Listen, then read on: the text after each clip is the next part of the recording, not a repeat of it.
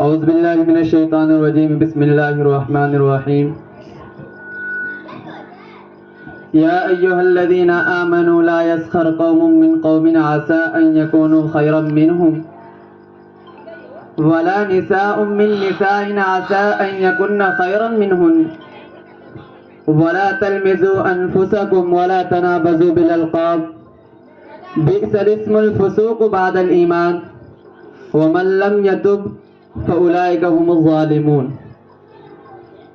يا أيها الذين آمنوا اجتنبوا كثيرا من الظن إن بعض الظن إثم ولا تجسسوا ولا يغتب بعضكم بعضا أيحب أحدكم أن يأكل لحم أخيه ميتا فكرهتموه واتقوا الله إن الله تواب رحيم صدق الله العظيم.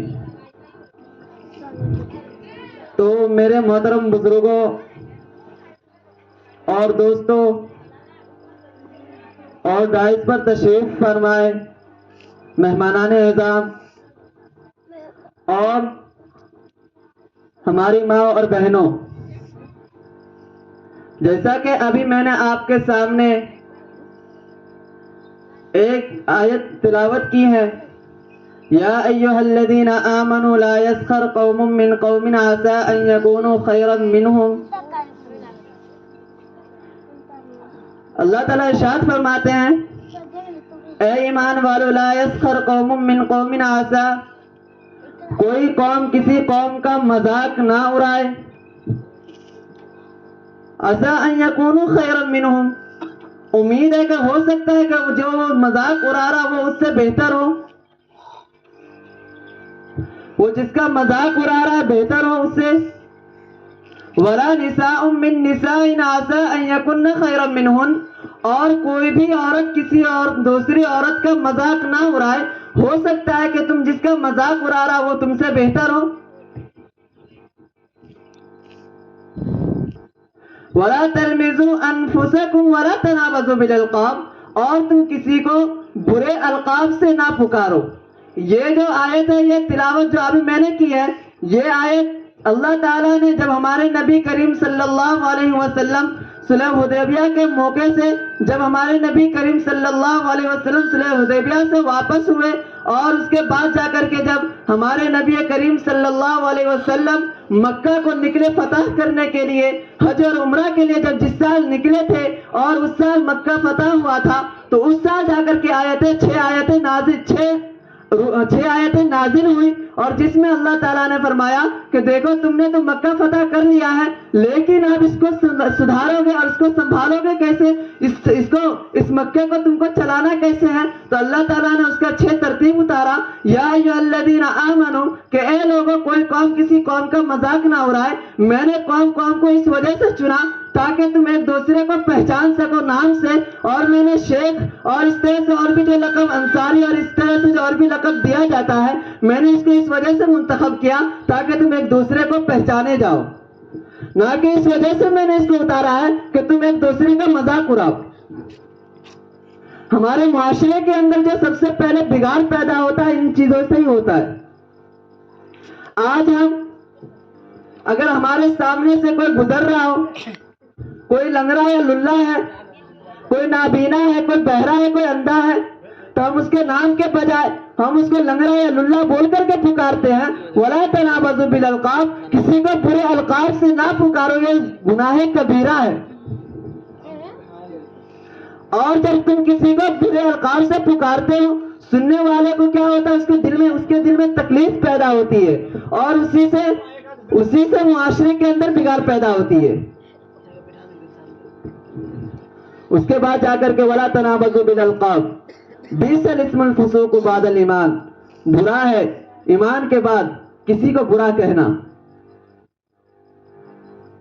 جو برا کہتا وہ فاسق، ایمان کے بعد جو ایمان لے کر کے آ گئے، جس نے ایمان قبول کر لیا، آپ تم اگر اس کو فاسق و فاجر کہتے ہو تو یہ سراسر گناہ ہے اور برا ہے.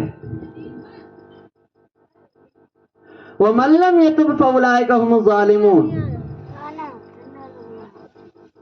اور ہرگز جو توبہ نہیں کرتے یقیناً وہی لوگ ظالم ہیں. اس کے بعد جا کر کے اللہ تعالیٰ نے یہ 3 آیتیں اتاری، اور 3 آیتیں اتارنے کے بعد جا کر کے اللہ تعالیٰ نے کہا کہ دیکھو ان 3 آیتوں کو اپنے معاشرے کے اندر لوگوں کو سناؤ اور بولو اس 3 آیتوں پر پہلے عمل کرنے کے لیے۔ اس کے بعد ہی جا کر کے پھر 3 آیتیں اتری، یا ایھا الذین آمنوا اجتنبوا کثیرا من الظن، کہ اے ایمان والو تم میں سے کوئی بھی ایک دوسرے کے بارے میں کوئی برا گمان نہ کرے۔ کوئی بعض ایسی گمانیاں ہوتی ہے جو آدمی ایک دوسرے کے خلاف باندھے ہوئے بیٹھے ہوئے رہتے ہیں، جیسا کہ اگر راستے میں چلتے پھرتے ہم کسی کو دیکھ لیں، رات کے وقت اگر ہم کسی کو باہر چلتے ہوئے روڈ پر دیکھ لیتے ہیں تو ہم اس کے بارے میں برا خیال کرنے لگتے ہیں۔ اگر کوئی ہماری بیٹی اس طرح سے کوئی روڈ پر اگر اس طرح سے نکل جاتی ہے تو ہم اس کے بارے میں برا گمان کرنے لگتے ہیں کہ ہو سکتا ہے کہ یہ کچھ اور کام کے لیے نکلی ہو، نہیں معلوم کہ پتا نہیں۔ اگر ہم کسی کو بھائی بہن کو اگر ایک ساتھ میں دیکھ لیتے ہیں تو ہم اس کے بارے میں برا خیال کرتے ہیں، برا گمان کر لیتے ہیں کہ ہو سکتا ہے کہ یہ دونوں لڑکی، یہ دونوں جو اس کا کوئی غلط تعلق ہو۔ ہمیں یہ نہیں پتا کہ یہ بھائی بہن ہے، لیکن ہم اس کے بارے میں تو غلط تصور کر لیتے ہیں نا میرے بھائی۔ یہی برا گمان ہے اور یہ گناہ کبیرہ ہے۔ اس کی وجہ سے بھی ہمارے معاشرے کے اندر بگاڑ پیدا ہوتا ہے۔ ایک دوسرے کے لیے ہم دل میں عقل و دماغ کے اندر ہم گمان لیے ہوئے بیٹھے ہوئے رہتے کہ وہ ٹھیک نہیں ہے، وہ ٹھیک نہیں ہے۔ اس کا فیصلہ کرنے والا ہم لوگ نہیں ہوتے کہ وہ ٹھیک نہیں ہے، وہ ٹھیک نہیں ہے۔ اس کے بعد جا کر کے بعض گمانیاں ایسی ہیں جو کرنا جائز ہے، جیسا کہ اگر کوئی کمرہ کھلا ہوا ہے، اس کے اندر اگر ہماری قیمتی کوئی سامان رکھی ہوئی ہے اور ہمارا گمان یہ ہے کہ ہو سکتا ہے کہ وہ چوری ہو جائے، اس خیال میں نے اس کمرے کے اندر تالا لگا دیا، یہ گمان کرنا جائز ہے۔ اس کے علاوہ اور بھی گمان ہے، اور اگر ہم اس کے علاوہ جو گمان کریں گے کہ ہو سکتا ہے کہ جیسے کہ کسی کے بارے میں نے گمان کیا کہ وہ غلط ہے، وہ ایسا ہے، یہ گمان کرنا بالکل ناجائز ہے اور گناہ کبیرہ ہے۔ یہی گمان نے تو حضرت عائشہ کے خلاف اور حضرت صفوان ابن معطل کے خلاف عبداللہ بن ابی منافقین کا سردار جو تھے انہوں نے کیا تھا کہ حضرت اماں عائشہ کا جو تعلق ہے حضرت صفوان ابن معطل کے خلاف، جو انہوں نے گمان کیا تھا کہ حضرت صفوان ابن معطل کا غلط تعلق ہے حضرت اماں عائشہ سے، وہیں پر جب یہ گمان منافق عبداللہ بن ابی کے اس میں ہوا، اس کے وجہ سے ہمارے 3 معصوم صحابے بھی یہ پھسل گئے تھے اس کے باتوں میں آ کر کے، اور اس کے بعد جا کر کے جب یہ گمان، اس کے بعد جا کر اللہ تعالیٰ نے ایک آیتیں اتاری، والذین یرمون المحصنات ثم لم یأتوا باربعۃ شہداء۔ اگر کوئی محسنہ، کوئی پاک دامن عورت کے بارے میں اگر کوئی غلط تصور کرے، غلط گمان کرے، تو اس کو چاہیے کہ 4 گواہ پیش کرے۔ اگر وہ 4 گواہ پیش نہیں کر پا رہا ہے تو تم اس کو 80 کوڑے مارو، اور اگر 4 گواہ پیش کر دے رہا ہے تو پھر جا کر کے اس کے والذین یرمون المحصنات ثم لم یأتوا باربعۃ شہداء، اس کو ہمیشہ کے لیے کیا کرنا ہے؟ مردود الشہادہ کر دینا ہے۔ یہیں پر یہ آیتیں اتری تھی، اور اس کے بعد جا کر کے اس سے پہلے بھی ایک آیتیں اتری ہے، الزانیۃ والزانی فاجلدوا کل واحد منہما 100 جلدہ۔ یہ جتنی آیتیں اتاری گئی ہے سب کے سب یہ اصلاحی معاشرہ کو سدھارنے کے لیے یہ آیتیں اتاری گئی ہے۔ کہا گیا کہ الزانیۃ والزانی، ہمارے نبی کریم صلی اللہ علیہ وسلم سے سب نے کہا کہ یا رسول اللہ اگر کوئی زانی اور زانیہ پکڑا جائے تو اس کے ساتھ کیا سلوک کیا جائے گا؟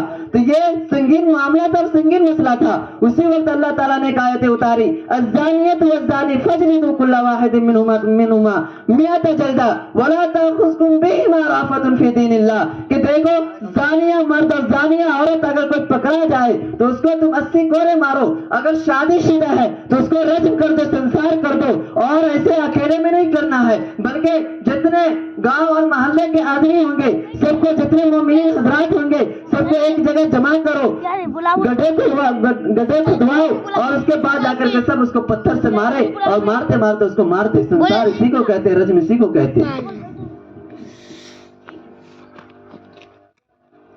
اور اگر بغیر شادی شدہ پکڑا جائے اس چیز میں تو اس کا کیا ہوگا؟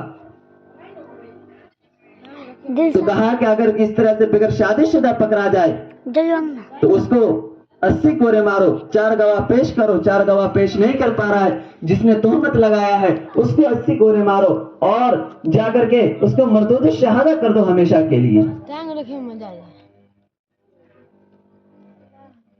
और या अय्युहल्लज़ीना आमनू इज्तनिबू कसीरन मिनज़्ज़न्न इन्न बाज़-ज़न्नि इस्मुन वला तजस्ससू, और किसी के बारे में जासूसी ना करो। आज हम लोग कोई कहीं पे बात कर रहा होता है तो हम लोग एक जगह खड़े होकर के उसके जासूस में लगे हुए रहते हैं। आज कोई इस तरह से 2 आदमी मिलकर के बात कर रहा है तो हम उसके साइड में बहाना बना करके खड़े हुए होते हैं और उसकी सारी बातों को हम सुनते रहते हैं। इसी को कहते हैं जासूस। नींद के बहाना करके, इस तरह से और भी बहाना करके हम उसकी बातों को सुनते रहते हैं। अल्लाह ताला ने कहा कि वला तजस्ससू, किसी की जासूसी ना करो। और अगर किसी मुसलमान भाई को तकलीफ पहुंचाने के बारे में जासूस कर रहे हो तो फिर ये जायज है। और अगर कोई ऐसी बात है जिसके जो ना मुसलमान भाई को तकलीफ पहुंचाई जा सकती है, कोई और तरह की बात हो और उसमें हम लोग जाकर के जासूसी करें, सुने, तो ये नाजायज और ये हराम है। बिल्कुल आप ये नहीं कर सकते, शरीयत ने इसको मना किया। वला यग़्तब बाज़ुकुम बाज़ा, किसी की गीबत ना करो, तुम में से बाज़ की गीबत ना करे। आज हम लोग देखते हैं हमारे मोहल्ले और इस तरह से और भी जगह पे देखते हैं कि 4 आदमी एक जगह बैठ करके एक दूसरे की गिबत शुरू कर देते हैं। आप और इससे ही बड़ी बात तो ये है कि जब हम नमाज के लिए निकलते हैं तो अपने गांव मोहल्ले के रोडों और इस तरह से और भी जगह पे देखते हैं कि औरतें अगर वहां बैठ गई 4 आदमी तो वहां पर एक दूसरे की गिबतें करना शुरू कर देती है। अगर वहां से कोई गुजर जाए आप उसी की बात को लेकर के शुरू हो जाती है। वला यग़्तब बाज़ुकुम बाज़ा, कि तुम किसी की गिबत ना करो। अयुहिब्बु अहदुकुम अन याकुला लहमा अखीही, क्या तुम चाहते हो कि अपने मुर्दादार भाई का गोश्त खाए? अगर इस चीज को तुम पसंद करते हो तो गिबत करो, और अगर तुम इस चीज को नहीं पसंद करते हो तो बिल्कुल तुम किसी के बारे में गिबत नहीं कर सकते। ये भी नाजायज और हराम है जी। वला यग़्तब बाज़ुकुम बाज़ा, इसलिए कि हमारे नबी करीम सल्लल्लाहु अलैहि वसल्लम एक मर्तबा मस्जिद में बैठे हुए, मस्जिद नबी में बैठे हुए थे और तमाम सहाबा इकराम सामने बैठे हुए थे और उसी दरमियान एक आदमी आया, एक सहाबा इकराम अंदर तशरीफ लाए तो हमारे नबी करीम सल्लल्लाहु अलैहि वसल्लम ने उससे फरमाया कि क्या तुम गोश्त खा करके आए? क्या ये गोश्त की बू आ रही है? ये नहीं कहा कि तुम गोश्त ये खा करके आए, बल्कि हमारे नबी करीम सल्लल्लाहु अलैहि वसल्लम ने ये फरमाया कि गोश्त की बू आ रही है। तो सब ताज्जुब में पड़ गए कि ये कैसा हो सकता है कि गोश्त की बू कहां से आएगी? यहाँ एक खजूर खाने को नहीं मिल रहा है, गोश्त की बू कहां से आएगी? कई दिन फाके में गुजार रहे हैं, कौन ऐसा आदमी, कौन बंदा है जो गोश्त खा करके आया है? सब ताज्जुब में पड़ गया। उसके बाद जाकर के नबी करीम सल्लल्लाहु अलैहि वसल्लम ने फिर फरमाया कि कोई यहाँ पे गोश्त की बू आ रही है। 3 मरतबा इरशाद फरमाने के बाद जाकर के चौथी मरतबा में कहा कि क्या तुम गोश्त खा करके आ जाए हो, थोड़ा सा मेरे को भी खिलाओ। तो उसने कहा कि नहीं मैं गोश्त खा करके नहीं आया या रसूलुल्लाह, एक खजूर खाने पे मेरे घर में आफत है, मैं एक गोश्त कहां से खा करके लाऊंगा? तो कहा कि नहीं, एक प्याला लाओ। एक सहाबी को हुक्म दिया गया कि भाई प्याला लाया जाए। प्याले के अंदर पानी लाया गया, पानी से कुल्ली कराया गया और कहा कि तुम इस कुल्ली को इस पानी के अंदर, इस प्याले के अंदर डालो। और जब उस प्याले के अंदर डाला गया उस कुल्ली को तो पूरे प्याला गोश्त के टुकड़े से भर गया। सब वो जो जिसने कुल्ली किया वो भी ताज्जुब में पड़ गया कि ये गोश्त का टुकड़ा कहां से आ गया। और सारे सहाबा और नबी सल्लल्लाहु अलैहि वसल्लम सब देख करके हैरान और परेशान हो गए कि ये क्या हो गया। उसके बाद जाकर के हमारे नबी करीम सल्लल्लाहु अलैहि वसल्लम ने फरमाया कि देखो तुमने किसी की गीबत की है। तो उसने कहा कि या रसूलुल्लाह, हाँ मैंने गीबत की है। कहा कि देखो वला यग़्तब बाज़ुकुम बाज़ा, उसी वक्त आयत उतरी अयुहिब्बु अहदुकुम अन याकुला लहमा अखीही मैतन फकरिहतुमू, क्या तुम चाहते हो कि कोई भाई एक दूसरे के गीबत करे? क्या तुम इस बात को पसंद करते कि हम मुर्दार भाई का गोश्त खाए? दुआ कीजिए कि अल्लाह ताला हम सबको इन चीजों से हिफाजत फरमाए और इस पर अमल करने की तौफीक अता फरमाए। वमा अलैना इल्लल बलाग। आमीन।